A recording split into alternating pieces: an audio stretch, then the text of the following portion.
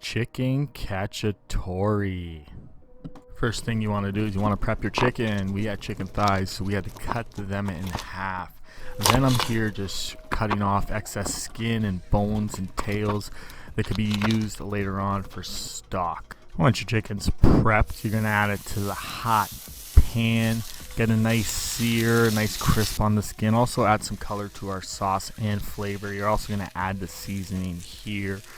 We had a few pieces of chicken here, so it did take a little bit of time to cook all the pieces of chicken a little bit. Once the chicken is brown, you're going to remove it and put it into a casserole dish.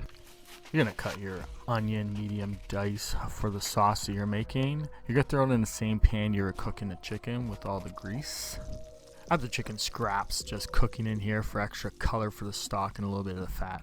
Cut the celery medium dice also for the sauce. We're just going to put it in with the onions after we dice it up. Add the celery to the onions. At this point, I actually removed the chicken scraps for the stock. They have enough color and fat extracted from them. One of my favorite times is mincing garlic. You want a nice fine chop on this. It doesn't need to be paste. Once you mince the garlic, you're going to add it to the celery and onions when the onions are transparent. Cook the garlic a little, and then you're going to add 1 can of diced tomatoes. While the sauce is simmering and cooking together, you're going to want to prep your red pepper into a medium dice. The technique I used here is what I was taught in chef school.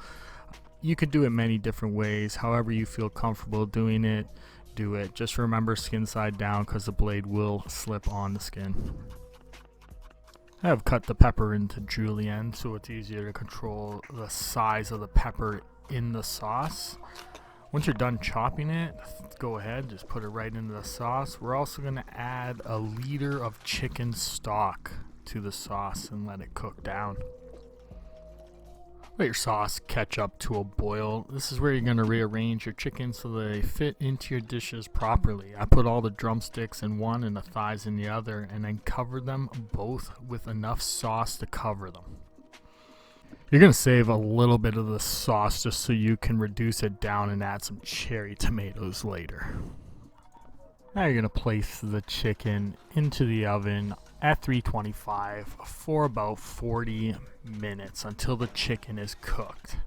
We're going to finish the sauce off now. Like I said, reducing it, add a little bit of cherry tomatoes on simmer.